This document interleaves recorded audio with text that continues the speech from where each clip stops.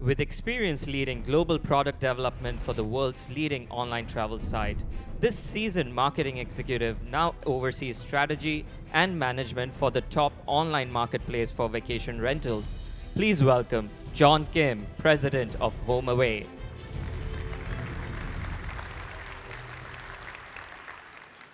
Good morning. So, great title, The Battle for Humanity in the Age of Machine Learning. Big news last week, the iPhone 10 launch. So, it's interesting, there was an article that came out that said people are mispronouncing 10 because they look at the X, they call it the X. The big news around this new phone, it's got a camera that they say is a quantum leap forward. And then they have this A11 Bionic chip. The A11 Bionic chip does 600 computations per second. It's also one of the first AI chips installed in the phone. That means it's the first phone that can learn. And so I was at the Apple store the other day, and they told me, this is not a device upgrade, this is a life upgrade. So I thought that was pretty slick. Kind of had me sold. It's also the 10-year anniversary. That's why they skipped the 9. It went from iPhone 8 to 10. They skipped the 9 because it's a 10-year anniversary. It's amazing to think about this last 10 years and how the iPhone has really revolutionized our lives. I was having dinner with my nieces and my mom, and we were just talking about transformation technology. She's 15 years old, so she doesn't really remember what life was like before the iPhone or smartphones. So I was trying to explain to her, before 2007, we had these devices that you would buy, and you'd put them in the car, and they would stay in the car. And you'd pay like $499 or $500 for this device, and would tell you where to go. It was a GPS device. And that kind of blew her mind. She was like, that's insane. Why wouldn't you just use your phone? It's free. And so I tried to explain to her, no, we didn't have all of that back then. We had basically these machines that stand alone. It was remarkable at the time. We thought it was incredible. And then I kind of blew her mind again. I said, it wasn't that long before that we had these other things, which were Thomas guides. And they were, printed out, and you'd have all the maps of the local roads. And then what you'd do is you'd give it to your passenger, and your passenger would act like the GPS. Say, take a right in Hamilton. Okay, take a second left. No, second left, and that's how you basically got around. So after telling her this story, this really blew her mind. She couldn't imagine having a paper map in her car. She didn't know what you would do with it. How would you read it? Who would actually navigate it out? How would the passenger figure this out? So we had this conversation, and so we're at dinner, and I see her texting. Now, we have a rule in our household, which is if you're going to text, you have to tell everyone at the dinner table what you're texting and who you're texting to. So I ask her, who are you texting? She says, I'm texting you. Well, what are you texting me? She says, I'm texting you a picture of a horse and carriage and wondering where you put the Thomas guide. What was it like back then? What was life like back then? I said, the jokes were better. I turned to my right. Now, here's the thing that was really surprising at dinner, because, this is the thing that you got to do with kids. You got to tell them to put the phone away. They're used to it. They know it's bad habits now. And by the way, there's this saying that they have. I don't know if you're hip to this, but when someone brings out their phone and they're interrupting a social engagement, it's called phubbing. So, I asked her, why are you phubbing me? And so that's the word that you use. So my mom, I turn over to my mom, and my mom is also texting. So I turn over to my mom, I said, Mom, why are you phubbing us? What's going on? She says, I'm texting. I said, who are you texting? She says, I'm texting you. I said, what are you texting me about? I'm right here. She said, well, a friend of mine saw a picture, a cloud, and it looked like Jesus. And if I send this picture to you, you will be blessed. So I said, Mom, I don't think that's right. That doesn't sound right. Like, sounds like a chain mail. Does it say you have to send it to 7 people or you're going to go to hell? Because that's a pretty old trick. She's like, no, it looks legit, looks just like Jesus, and you should have it. I said, Mom, regardless of how you feel, you should do this after dinner because you can't text during dinner. She said, no, I asked my pastor, and he said it's totally okay as long as I'm texting about Jesus. So I spent 10 years really trying to explain to my nieces that it was rude to use the phone at the dinner table. I'll have to probably spend the next 20 years explaining to my mom that it doesn't matter what her pastor says. Like, you cannot text at the dinner table. By the way, I told this story at a summit, and someone asked me, hey, is that story true? So I just wanted to show you the actual text is Jesus appeared in the sky, and it's in Korean, but it's basically share it with 7 friends, so you know how that goes. Okay, so let's think about how our lives have changed in the last 10 years. Here's a fun fact. 81% of adults own a smartphone today. Only 81%. Seems incredible. But, the contrast is 10 years ago, only 6%. That shouldn't be a surprise to anybody in this audience. This might be more surprising. We touch our phones 2,617 times per day, or once every 2.5 minutes. I know people are right now touching their phone right now. So I could see it, right? And I don't think it counts. Like, one of the things I do when I get off a plane is I'm always checking my pockets, and I say phone, wallet, keys. And so I don't think that counts. But I see people, their hands are on it. They can't imagine being disconnected from their phone, even for a second. People now spend 70% of their waking hours consuming media. 70%. That means, though, that you are consuming media probably in the car, at work, on the toilet, every single place that you should not be consuming media, you are now consuming media because it's pretty much your day. We're texting more than we ever did before. In the last 10 years, we've seen a 7,700% increase in texting. So we're messaging, we're texting, we're touching our phone. You see where this is going. It used to be 10 years ago, the number one reason you would ask somebody, why do you buy a phone? And they would tell you, I got to make a phone call. Now, 10 years later, it is not in the top 10. That is not a reason to make a phone call. And I was just taking a look at my own phone, and I was wondering, when was the last time I made a phone call? And it was at least a month ago. So people call me, I don't answer. So don't be offended if you have called me. It's just the way I do things. This movie came out last year. It was about a guy who fell in love with his OS. You guys remember this? It was a totally ridiculous concept, which is a guy falling in love with his OS. That's silly. Except take a look at this stat. 39% of millennials now engage with their smartphone and feel closer to their smartphone than their significant other, parents, friends, children, and coworkers.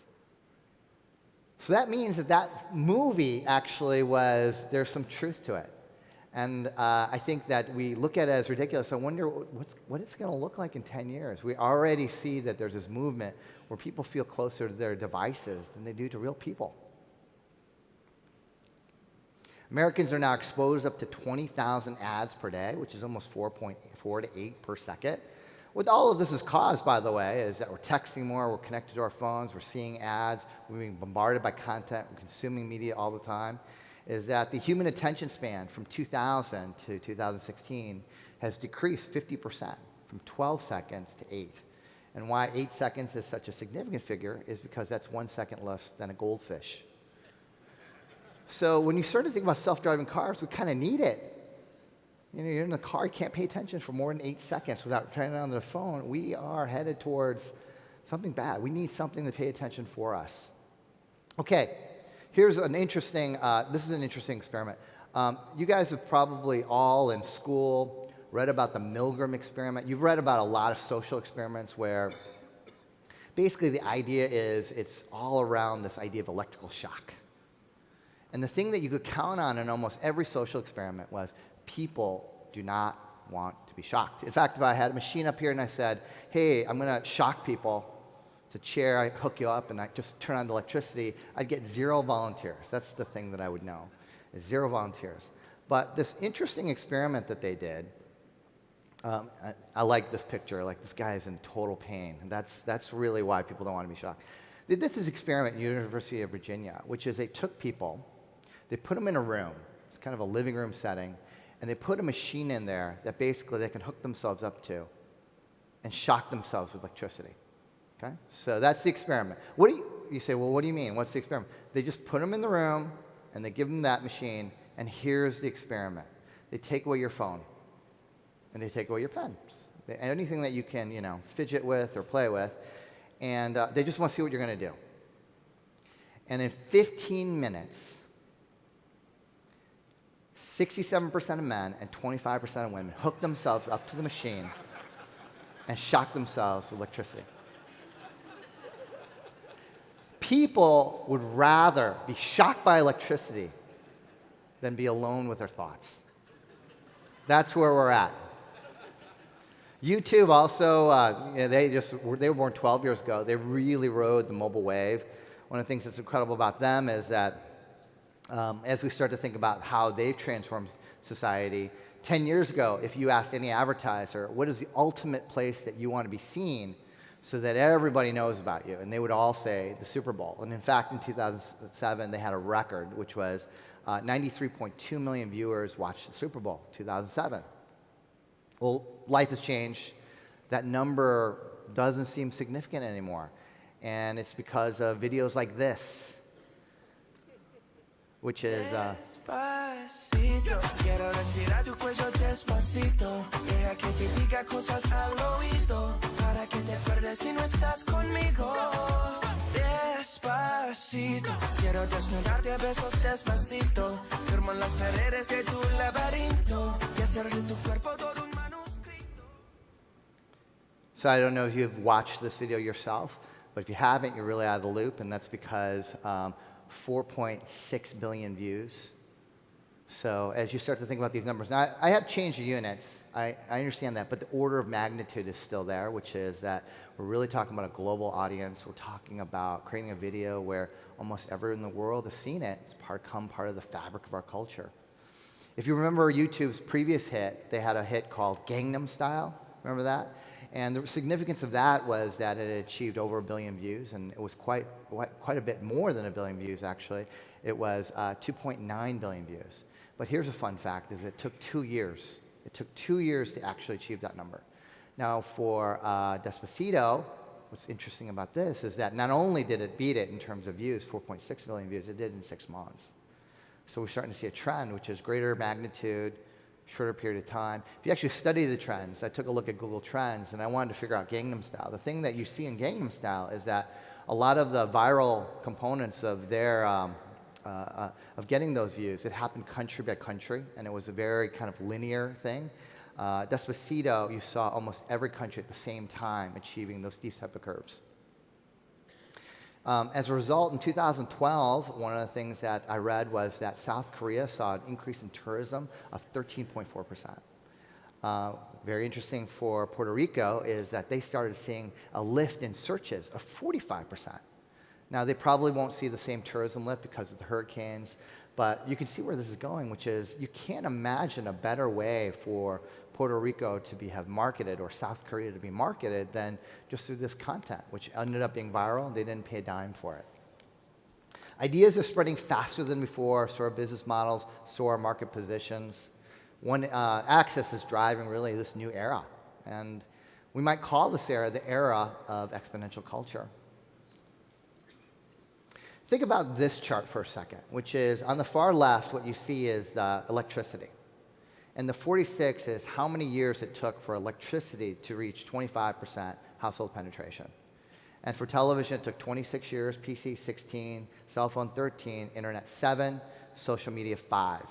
And so as you're starting to look at basically the adoption cycles, and I'm stealing this from Brad Gerstner, is that he would tell you that, hey, when electricity came out, to understand the impact on society, you'd have to wait until your grandkids were born, and for them to read your diaries, for them to understand what was the impact of electricity. We're the first generation that we get to study the impact of these technology adoption curves within our lifetime. It also means we get to learn from them, and we get to basically adjust. And so we're living in incredible times. Will the next technology disruption, will it look more like social media, or will it look more like electricity? Think about this. In 2011, 2 startups became the fastest growing startups in the history of the world. We were all in shock in Silicon Valley when Zynga and Groupon both announced that they achieved $1 billion in revenue. Zynga in 35 months, Groupon in 18. Think about this. In 2017, a new company worth $1 billion has emerged almost every 10 days. And so we just see this acceleration. We don't, in 2011, we talked about Groupon and Zynga. Today, when a new billion-dollar company comes out, we don't even know its name. We don't even know that they emerged. It's just a commonplace. We don't pay attention anymore. JP Morgan announced that their AI software now does in seconds what lawyers took 360,000 hours to do. By the way, that's 180 man-years, many careers worth of legal work within milliseconds, and it's more accurate. So as you start to think about what is the impact of AI, we start to see some of it. Obviously, we've talked about self-driving cars, 10 million self-driving cars on the road by 2020. More importantly, the self-driving truck is not far behind. And of course, the reason why that's so important is that truck driving is one of the top 10 most common jobs in 15 of the 50 states. In Seattle, they have this beta store for Amazon Go. It's a cashier for your store. It's open in Seattle. It's only open for Amazon employees, but they're opening it to the public very, very soon. Here's a fun fact. This is actually a store that self-optimizes it, A/B tests.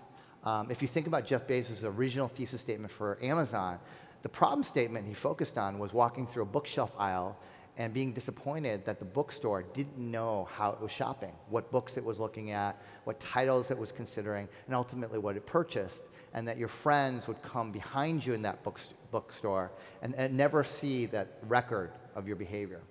And of course, we've come full circle. They've opened up a physical store. We can only imagine that this is going to live up to Bezos' vision of what a store should look like.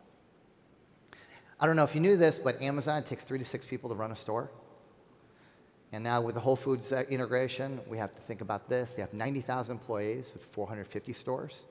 Think about this, 15.9 million Americans are in retail. That's the top job in 43 of the 50 states. 43 of the 50 states. 1 in 9 jobs, a greater proportion of middle-class jobs. Think about this. There's an 80% probability that a telemarketer, accountant, retail sales, real estate agent will not be a job in 20 years. So the way to think about it is the way that you think about an elevator operator. So elevator operator, what would they do? They would actually push the floor that you would need to go to. So if you want to blow the minds of your nieces or grandkids or kids even. We can't also ignore some of the social impacts of technology in the last 10 years. What we've seen when we start to survey 8th, 10th, and 12th graders is that since the iPhone release, they're not hanging out with their friends. By the way, it's a precipitous drop. It's not a gradual drop. It's off a cliff. They're more likely to feel lonely. They're not getting enough sleep, and they're dating less. And if you went to a doctor, that doctor would tell you you are sick. In fact, that doctor would probably say, you need to get out in the world, and you need to do something different. That's why I love working in an industry that's considered part of the cure. And so while the whole world seems obsessed with replacing people, I love that travel is outpacing the demand for goods. I feel like we're part of this growing industry. We're the job engine for the future. And so we get caught up every day in terms of thinking about rates, thinking about angry customers, thinking about filling rooms, thinking about revenue. I think for every single one of us, we made a choice in our life that we wanted to be part of travel. And I think that draw was because of this problem, that we knew that we'd be part of that solution. So there's never been a better time to be in this industry. And I'm very proud to be here. Thank you very much. Thank you. Thank you, John. Please take a seat. Let's introduce your talkbackers. First up, TJ Clark, President and CEO, Turnkey Vacation Rentals. And joining him is Tobias Wann, CEO at Leisure Group.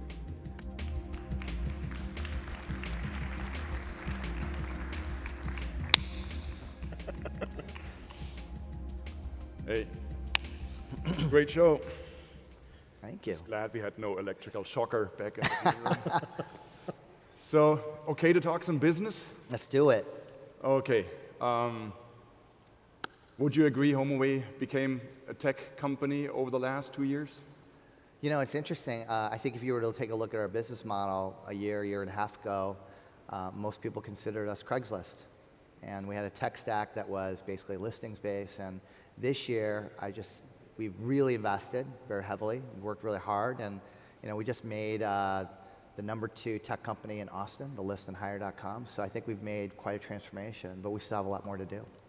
So, I mean, I was interested, when you came to HomeAway about 18 months ago, what did you find? What was different to Expedia? And how far along on your personal goal agenda are you with regards to this transformation? You know, the thing that I was really surprised at was just what a great set of assets we had. And there was a lot of things that surprised me. The first thing that really surprised me, and we learned this through our integration with Expedia, is that as we were trying to put our inventory up into the Expedia stack, what we realized is that HomeAway has a very distinct audience. And so from that perspective, and by the way, we specialize in groups and families, people with dogs, people who love kitchens. And so when you start to think about those groups and you start to match it up to Expedia, the overlap wasn't that great. So that was amazing. And then the thing that continues to astound me is the quality of these properties. And being able to stay in great locations, staying in amazing properties, having space, having a kitchen, having a washer dryer, these little things that, you know, being on the road a lot, I love all of the familiar feelings of being at home. So that's the thing that really, really surprises me a lot. Great. Hello, Despacito. I was hoping to also ask you a question about HomeAway. Okay. If that's all right. I wanted to ask you about the vacation rental market itself. And compared to the hotel market, where you have about what some analysts would say is about 70% of bookings are going through about 10 brands in the US, the Hilton, Hyatt, Marriott's of the world. In the vacation rental space, you look at it, it's nothing like the hotel space. There are millions of individual for rent by owners putting their own homes into the space. You have thousands of small property managers that don't really have any brand. They manage about 20 rentals or so on average. What does HomeAway think, and how do you think about what it means to be a hospitality provider in this market space? And does this lack of hotel flags present an interesting opportunity for HomeAway? Yeah, and there is an interesting opportunity, but I think there's an opportunity in general for everybody in the industry, which is when you look at basically the VR space, there's no star ratings. And even for reviews, people are staying maybe 30, 60 days, and so you might get one review in that period of time, where a hotel might be able to get hundreds of reviews in that same period of time. So as you're starting to look at, hey, this space, there's less signal. That means there's more opportunity for brand, and the variance is so much greater. So when you think about the variance between a 1-star and a 5-star, someone will tell you the variance is incredible. Well, if you actually go to the VR space, it's beyond that. Is that you can get way worse than a 1-star and way better than a 5-star. And so I think that there will be an emerging opportunity, especially for your brand, to come in and actually provide like a quality of service and be able to promise that consistently for a set of travelers. And I think that's going to be a big opportunity for a lot of people, including yourself, in Europe. Yeah. Just talk a little bit about the growth, phenomenal growth you have shown over the last, let's say, 18 months. The very own HomeAway co-founder, Carl Shepard, has recently coined that phrase of the revenge of the property managers. And what he meant was actually the fact that with these improvements on the platform, HomeAway, Airbnb, there's a lot of increased demand on the private homeowners, right? And you have to be ideally instant bookable. You really need to get that pricing right. You have to have the perfect listing, and you have to respond really fast. And if you don't do this like as a first job, what he is predicting is that the professional companies like Turnkey or Leisure will take most of that growth, because the private homeowners can't really kind of fulfill all this. I mean, I have two questions. I mean, is that assumption right, that most of that growth is actually taken by the professionals? And secondly, what are you telling these homeowners who come to you and said, we made you big, and now you're leaving us alone with all this? Sure. And by the way, we haven't seen that. We've seen growth in both segments. Our self-service rent by owner is very... With experience leading global product development for the world's leading online travel site, this seasoned marketing executive now oversees strategy and management for the top online marketplace for vacation rentals. Please welcome John Kim, President of HomeAway.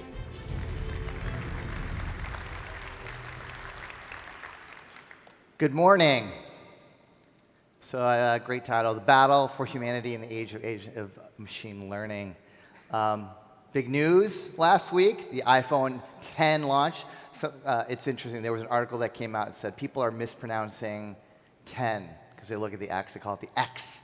The big news around this new phone, it's got a camera that they say is a quantum leap forward. And then they have this A11 Bionic chip. The A11 Bionic chip does 600 computations per second. It's also one of the first AI chips installed in the phone. That means it's the first phone that can learn. And so I was at the Apple store the other day, and they told me, this is not a device upgrade, this is a life upgrade. So I thought that was pretty slick. Kind of had me sold. It's also the 10-year anniversary. That's why they skipped the 9. It went from iPhone 8 to 10. They skipped the 9 because it's a 10-year anniversary.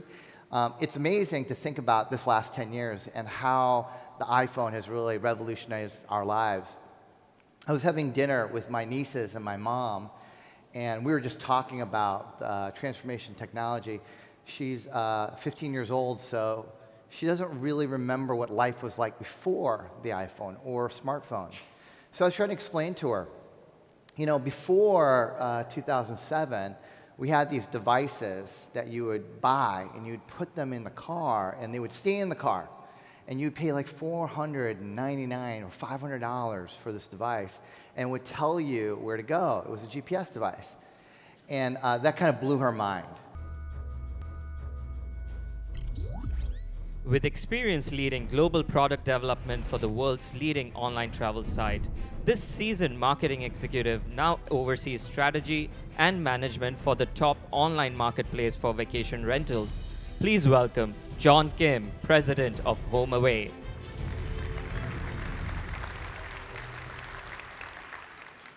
Good morning. So great title, The Battle for Humanity in the Age of Machine Learning. Big news last week, the iPhone 10 launch. So it's interesting, there was an article that came out that said people are mispronouncing 10 because they look at the X, they call it the X. The big news around this new phone. With experience leading global product development for the world's leading online travel site, this seasoned marketing executive now oversees strategy and management for the top online marketplace for vacation rentals. Please welcome John Kim, President of HomeAway.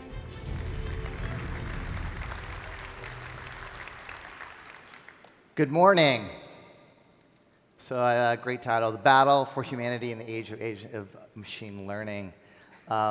Big news last week, the iPhone 10 launch. So it's interesting, there was an article that came out that said people are mispronouncing 10 because they look at the X, they call it the X. The big news around this new phone, it's got a camera that they say is a quantum leap forward.